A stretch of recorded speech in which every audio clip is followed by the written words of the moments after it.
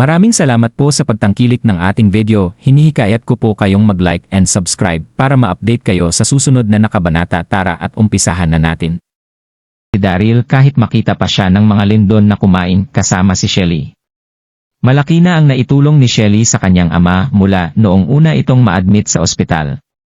Pero ngayon ay nagawa pa itong ipahiya ni Samantha dahil sa mali nitong pagkakaintindi, kaya naramdaman ni Daryl na kinakailangan niyang ilibre ito ng pagkain.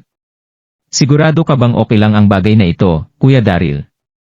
Sabi ni Shelly habang kinakagat ang kanyang mga labi at halatang napapahiya sa harap nilang lahat.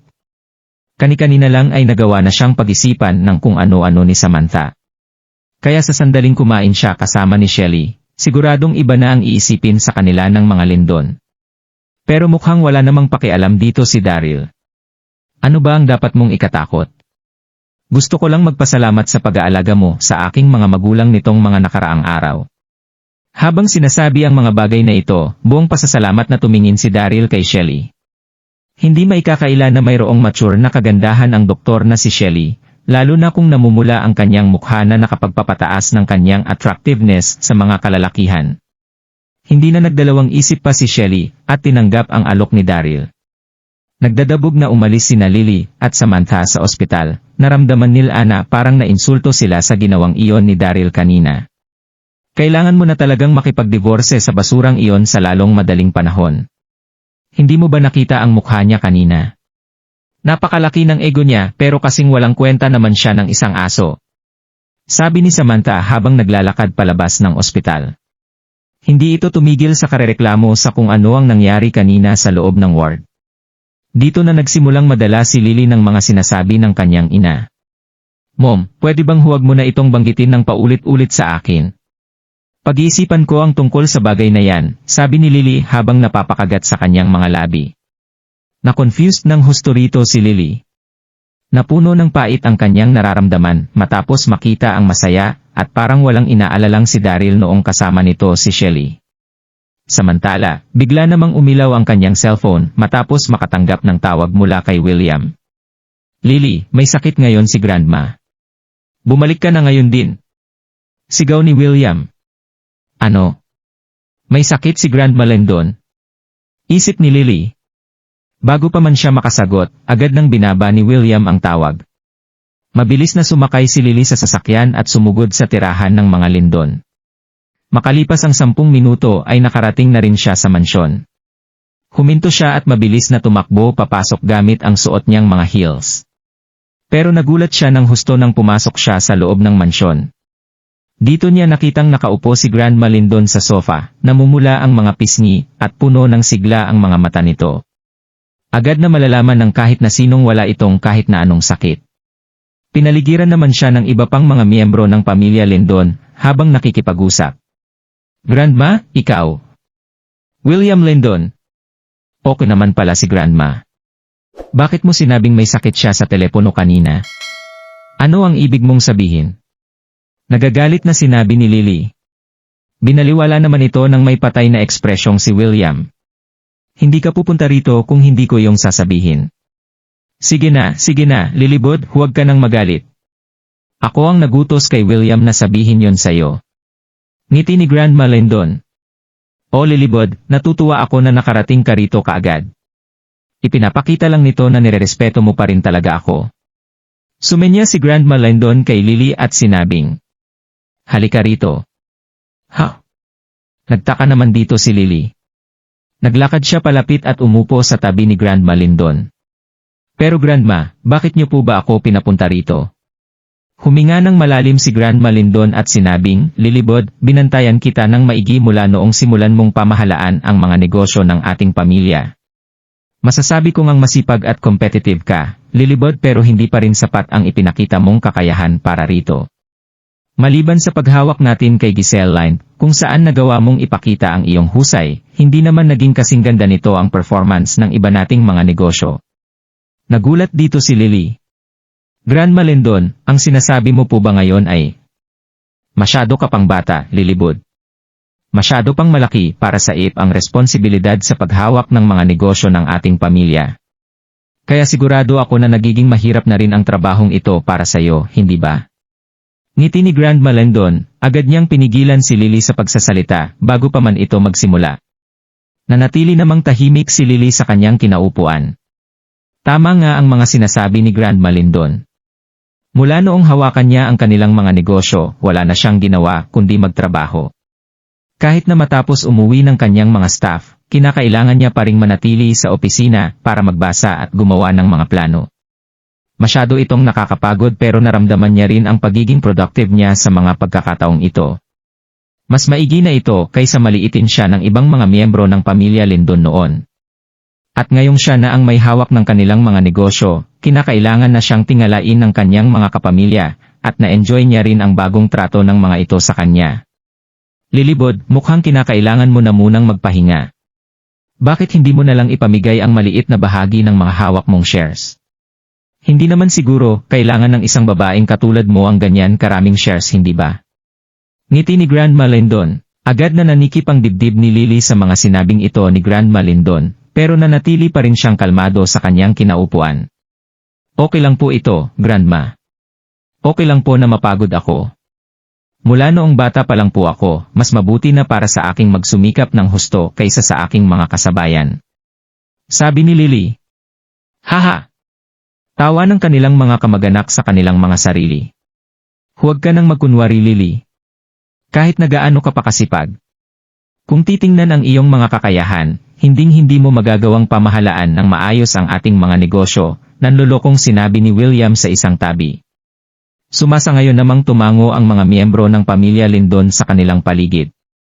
Walang sino man sa kanila ang kumbinsido sa kakayahan ni Lily na mamahala sa kanilang mga negosyo. Napakagat na lang sa kanyang mga labi si Lily at sinabing, ano ba ang dapat kong gawin para mapasaya ka, Grand Malendon? Dapat ko bang ibigay ang aking share? O Lilibod, hindi naman sa wala akong tiwala sa iyo. Sa totoo lang, hindi ikaw ang may pinakamahusay na kakayahan para pamahalaan ang mga ito. Isa ka lang ding babae, sa bagay, at hindi isang lalaki. Hindi maaaring pamunuan ng isang babaeng katulad mo ang isang malaking pamilya na gaya ng mga Lindon. Sagot ni Grand Malendon. Napahinga na lang ng malalim si Lily sa kanyang sarili. Mula noong siya ang maging in charge sa kanilang mga negosyo, alam niya na wala nang kahit na sino ang nasa kanyang tabi. Alam niya rin na darating ang araw na ito pero hindi niya inakalang magiging ganito ito kabilis. Hindi ko sinusubukang alisin ang otoridad mo, Lilibod, pero hindi ko matiis na makitang bumabagsak ang ating mga negosyo. Napakarami ng mga kaedad mong may mas malaking potensyal na mamahala, kagaya na lang ni William. Hindi natin po pwedeng alisin ang oportunidad na magamit niya ang kahanga-hanga niyang galing sa pamamahala. Sabi ni Grand Malendon, ito ang dahilan kung bakit gusto ko sanang ibigay mo ang kaunti sa iyong mga shares para gumawa ng board of directors ang ating pamilya. Ikaw pa rin siyempre ang magiging unang board of director dito. Ano sa tingin mo? Hindi na mapigilan pa ni William ang pagkasabik na kanyang nararamdaman habang nakaupo sa isang tabi.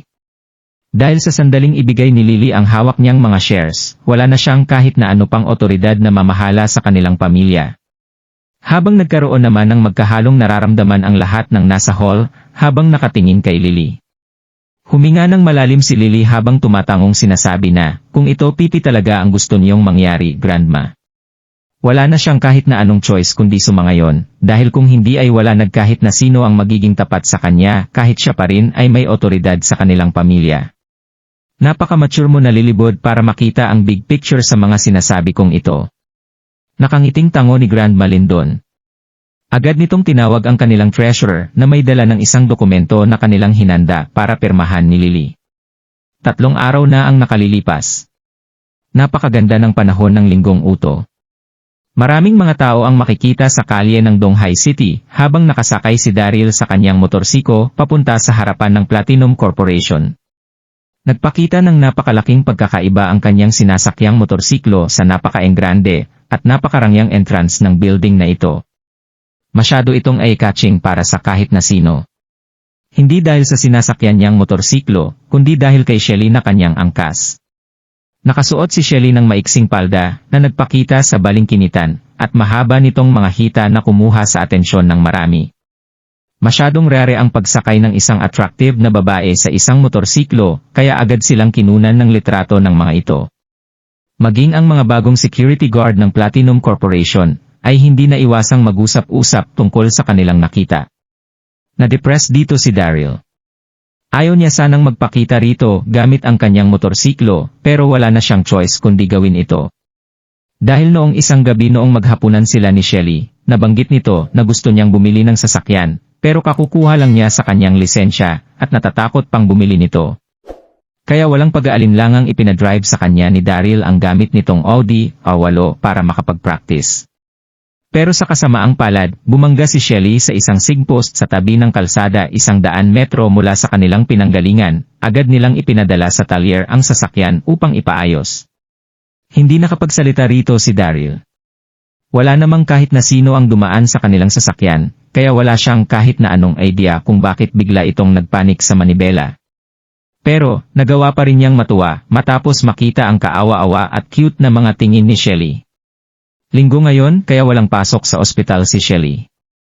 Nang sabihin sa kanya ni Daryl na pupunta siya sa Platinum Corporation, agad nitong sinabi na gusto niyang sumama para makita ang ilang mga superstars. Hindi naman siya tinanggihan ni Daryl at agad itong inangkas sa kanyang motorsiklo. Ilang araw na rin siyang hindi nakakabalik doon, pero hindi pa rin siya nagalala, dahil alam niyang si Pearl ang namamahala sa kumpanya sa bawat sandaling wala siya roon. Pero may isa silang naging problema nitong nakaraan. Pagkatapos lumabas ng programang Superstar, agad na tumaas ang popularidad ng hinahawakan nilang si Giselle Line, kaya maraming mga kumpanya ang nagalok ng collaboration dito sa loob lang ng kalahating buwan. Pero nitong mga nakaraang araw, agad na kinansela ng mga ito ang kanilang mga collaboration nang walang kahit na anong dahilan, kasama na rito ang mga advertisement companies na kumukuha kay Giselle bilang model.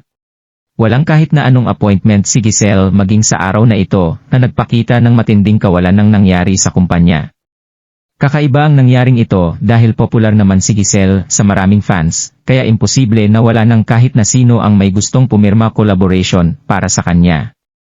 Naramdaman ni Daryl na mayroong mali kaya agad siyang nagpunta para malaman ito. Pasensya ka na, Daryl. Kung hindi lang dahil sa akin, hindi ka sana papasok dito ngayon gamit ang motorsiklong iyan. Sabi ni Shelly na humihingi ng tawad. Hanggang ngayon, wala pa ring ideya si Shelly kung bakit niya nagawang bumangga sa post ng sign na iyon.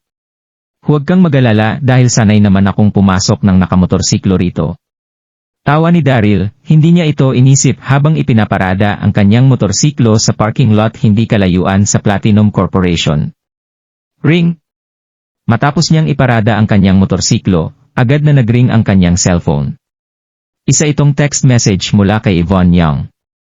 Yvonne, ano ang ginagawa mo ngayon, Daryl? Okay na ba ang sugat mo?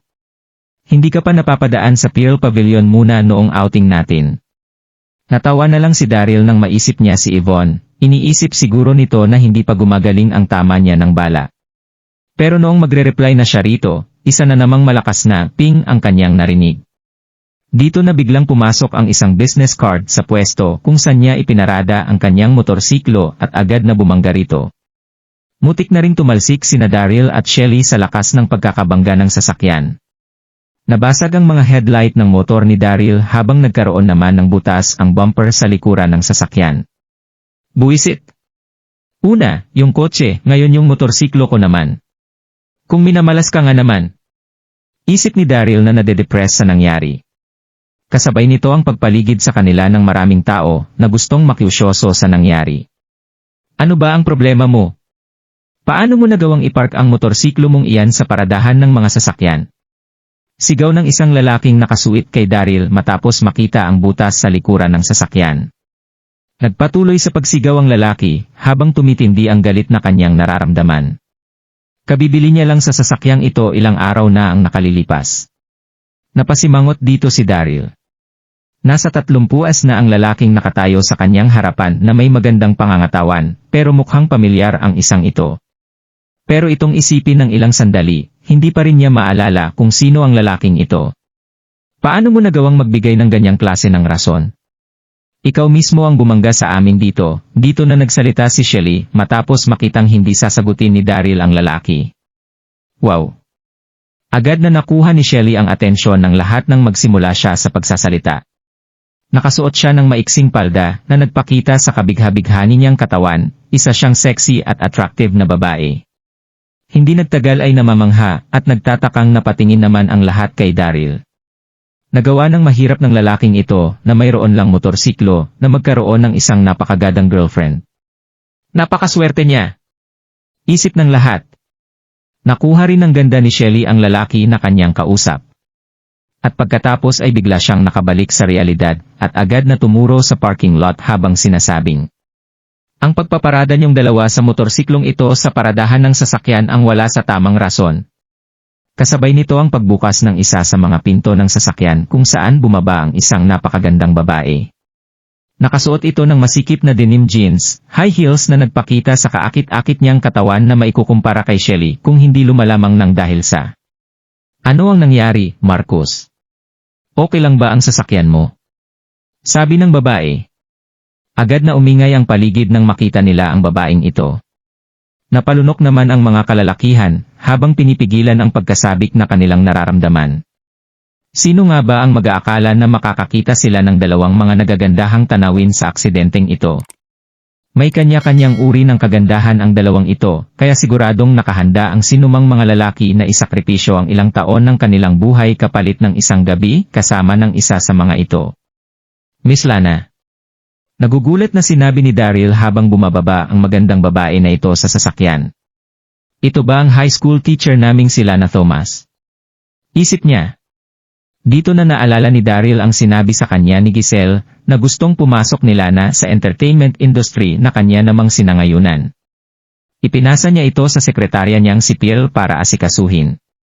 At mukhang ngayong araw nakatakdang pumunta si Lana para sa kanyang interview. Daryl. Simangot ni Lana.